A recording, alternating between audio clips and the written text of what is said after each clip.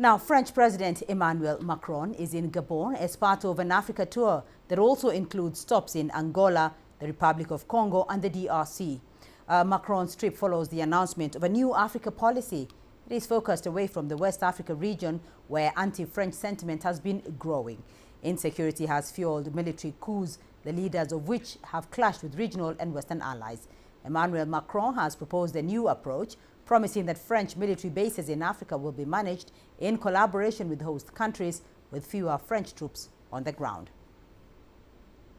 Well, CGTN's Ross Cullen is in Paris for us. Ross, France's President Emmanuel Macron began a Central African tour on Wednesday in a diplomatic drive to test a new responsible French relationship with the continent. What more can you tell us about what is included in this responsible relationship?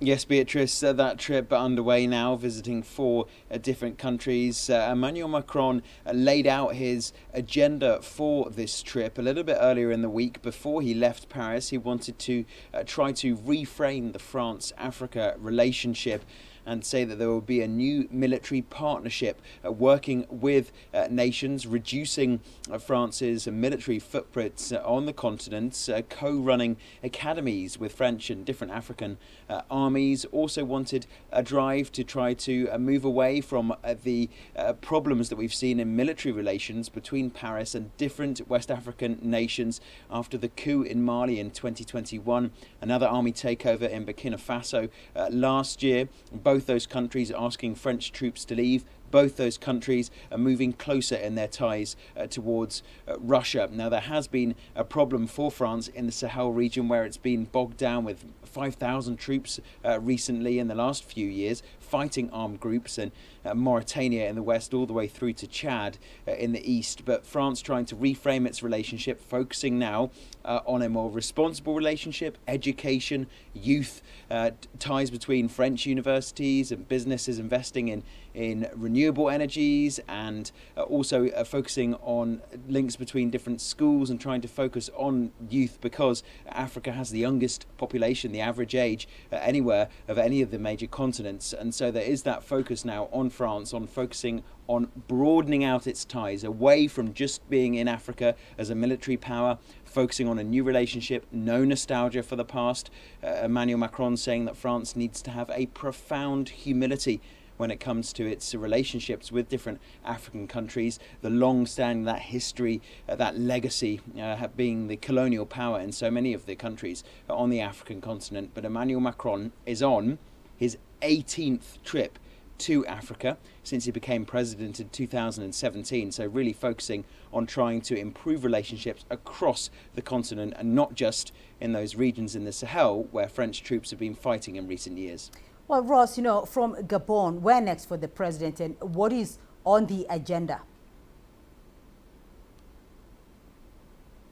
Well, he arrived in Gabon late on the 1st of March, greeted by his counterparts, President Ali Bongo. The two of them are going to co-chair the One Forest Summit.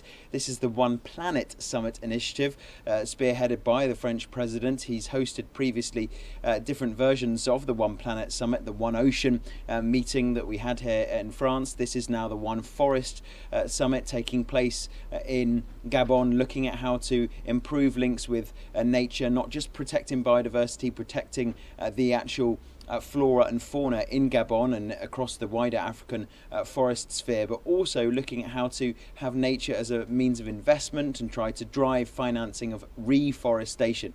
And so that summit getting underway on the 2nd of March.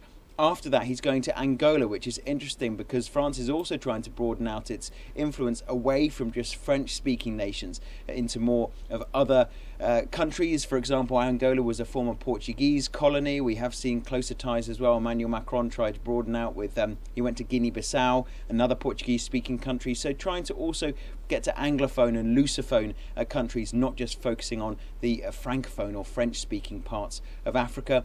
After that, he's going to the Republic of the Congo for a meeting focused on culture. And finally, Beatrice's last stop will be in the Democratic Republic of Congo, incidentally, the biggest French-speaking country in the world with more than 100 million people. And that focus there in DRC, in Kinshasa, will be dominated by security matters. All right, Ross Cullen joining us there from Paris. Well, let's hear more on the French Africa visit. And I'm now joined by Tulu Akerele, counter-terrorism analyst based in London. Tulu, thank you for joining us. Now, Emmanuel Macron has proposed a fresh approach. Is this possible, especially because of the ongoing French hostility on the continent? Yes, thank you. We saw on Monday that President Macron revealed his new Africa policy. So this was changing the narrative from withdrawal to reorganization. So this entails a noticeable reduction of military presence. Instead of having French bases, there will now be academies that have been established, which will be run by both the French and African armies. Similarly, we're seeing France is moving to increasing their training and equipment support, rather than having French boots on the ground. So this is very acutely timed right before the four-nation tour of Central Africa, especially given the fallout we saw between France, Mali, and Burkina Faso and other Sahelian countries. So this approach is possible, but also probably not due to the current 5,000 French soldiers still stationed in different bases around Africa. And also we have to remember the part that Russia now plays, who has entered the vacuum left by France being expelled from certain countries. So this ongoing hostility is also in part linked to a lot of online disinformation campaigns we see, which have been allegedly spread by Russia about the French influence in the Sahel. So Tulu, how different is this strategy to the previous one, and how would it work in Africa?